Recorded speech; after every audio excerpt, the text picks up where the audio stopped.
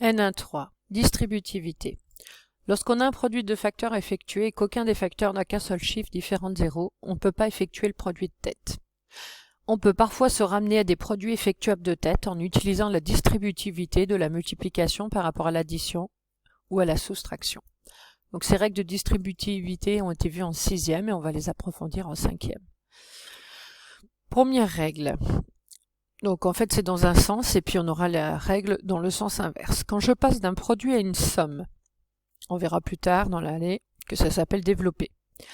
Donc on part du facteur 3 et on le distribue à chaque terme de la parenthèse. Ce plus qu'on voit dans la parenthèse, on va le retrouver là. La flèche veut dire qu'on va faire un produit. Premier produit, 3 fois 7. Ce plus qu'on recopie. Deuxième produit, le 3 fois 2. Quand on a dans la parenthèse une soustraction, ça marche exactement pareil, sauf qu'entre mes deux produits, je vais mettre un moins. Donc je distribue le 3 par rapport à 7, 3 fois 7, ce moins-là, je le mets là, et deuxième produit, le 3 fois 2 qu'on va là. Donc on a transformé un produit en une somme ou un produit en une différence, ça s'appelle développer. Exemple, si je veux calculer 45 fois 21 sans poser la multiplication, puisqu'on a deux chiffres fois deux chiffres. D'abord, première étape, on va décomposer, voilà, ça vous n'avez pas besoin de l'écrire. On décompose un des facteurs, donc ici par exemple le 21, sous la forme d'une somme. 20 plus 1. Il faut que chaque terme n'ait qu'un seul chiffre différent de 0. Donc ici le 20 plus le 1. Ensuite, on utilise la règle de distributivité. Donc j'entoure le facteur, je mets mes flèches. Donc ça, il faudra que vous l'écriviez aussi. Ce plus le mot rouge pour bien voir qui va là. Premier calcul, donc je distribue le 45 par le 20, on obtient 45 fois 20, le plus, et ensuite le 45 fois le 1. On obtient là. Une fois qu'on a distribué, on fait le calcul. Donc les produits 45 fois 20 et 45 fois 20 sont prioritaires puisqu'ils possèdent qu'un seul chiffre différent de 0. On peut les effectuer de tête. Donc on le fait, on souligne le 45 fois 20, le 45 fois 1. Donc cette ligne, vous n'aurez pas besoin de l'écrire.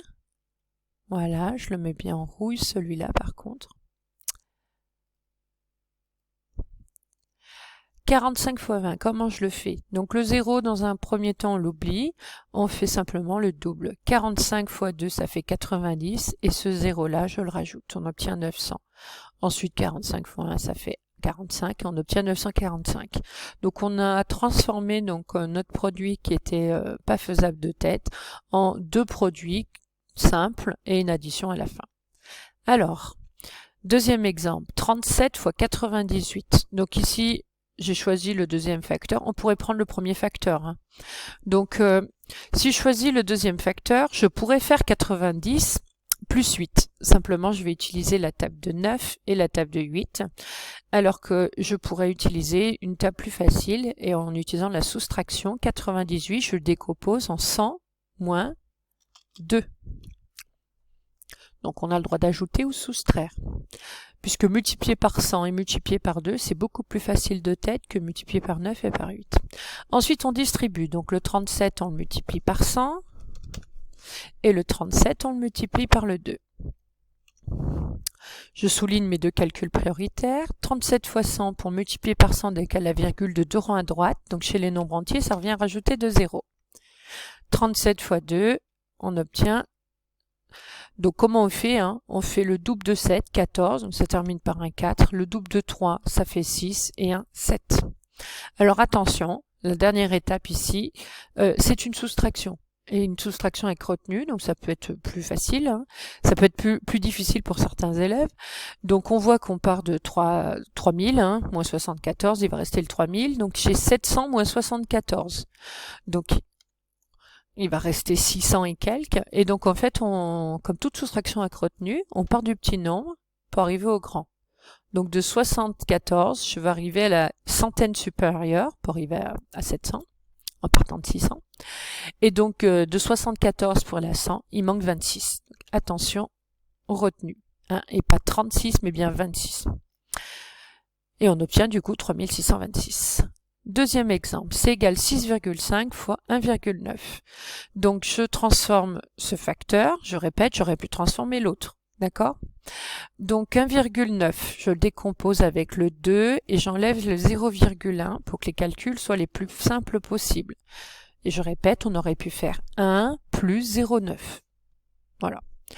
Alors je distribue 6,5 fois 2 et le 6,5 fois 0,1. Je souligne mes deux calculs prioritaires. Le double de 6,5, c'est 13. Alors, ici, il y a deux manières de multiplier par 0,1. Soit vous utilisez la propriété de sixième qui vous dit que pour multiplier un nombre par 0,1, on divise par 10. Et donc, vous êtes amené à utiliser la règle pour diviser un nombre par 10, on décale la virgule d'un rang à gauche. Donc, la virgule, elle est là. Un rang à gauche, on obtient 0,65. L'autre manière, c'est d'utiliser la règle sur le produit de n'importe quel nombre décimaux. Donc on effectue les produits sans les virgules. Donc j'obtiens 65 fois 1, ça fait 65.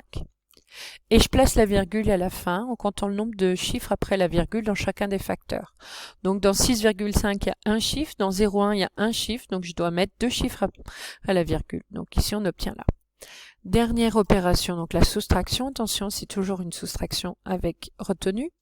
Donc je pars du petit nombre, 0,65. Je vais m'arrêter à l'entier proche. Donc de 0,65 pour arriver à 1, c'est la même chose que de 65 pour arriver à 100. Il manque 35. Ensuite, il y a la virgule. Je suis à 1 pour arriver à 13. Il manque 12.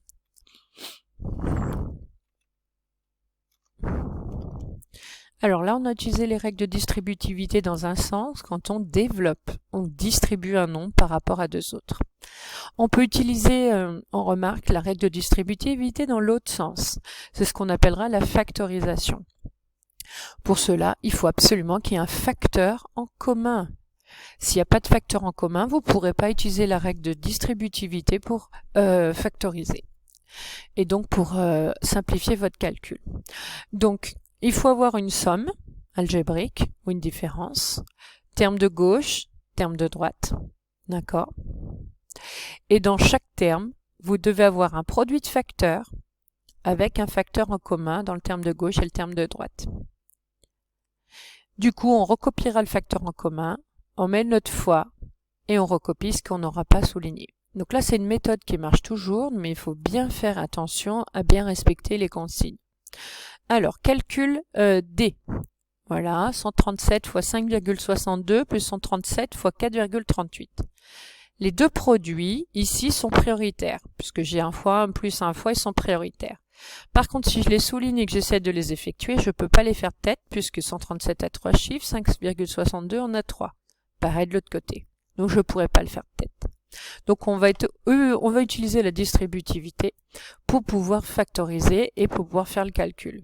Donc ici on peut, parce qu'on a une addition et que j'ai bien un facteur en commun dans les deux termes. Donc je vais les souligner. Je vais les entourer, pardon. Vous, c'est plus facile à faire. Hop là, je vais le décaler. Donc j'entoure mon facteur en commun.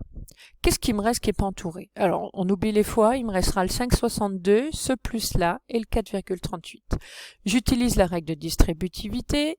Ici, elle me dit quoi? Elle me dit qu'on garde le 137, je mets le fois, j'ouvre une parenthèse, et je recopie ici ce que j'ai mis en rouge, à savoir ce qui n'est pas entouré.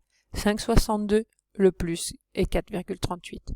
Maintenant, une fois qu'on a utilisé la règle de distributivité, maintenant je peux calculer. Pourquoi? Parce que le calcul prioritaire, c'est la parenthèse.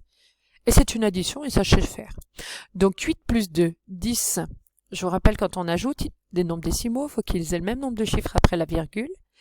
Si c'est pas le cas, on rajoute des zéros. Et ensuite, on commence par ajouter les chiffres les plus à droite. Donc centième plus centième. Donc ça fait 10, 0, je retiens 1.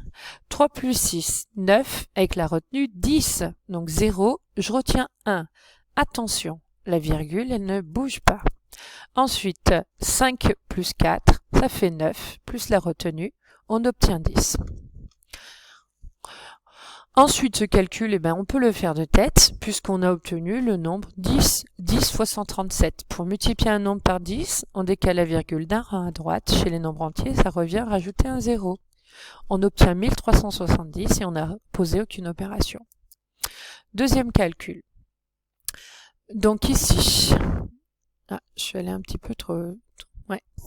Alors, 825, il est bien en commun, donc je l'entoure et je le recopie. Je mets le fois, la parenthèse, dans la parenthèse, on écrit tout ce qui n'est en rouge ici, qui n'est pas entouré. Le 7, le moins, le 6,9. C'est prioritaire, donc on le souligne. 7 moins 6,9, ça peut se faire de tête, ça fait 0,1. Et ensuite, pour multiplier un nombre par 0,1, on divise par 10, on décale la virgule d'un rang à gauche. Donc chez les nombres entiers, on vous rappelle que la virgule, elle est après le chiffre des unités, donc un rang à gauche, elle passe là. Voilà, cette notion est terminée.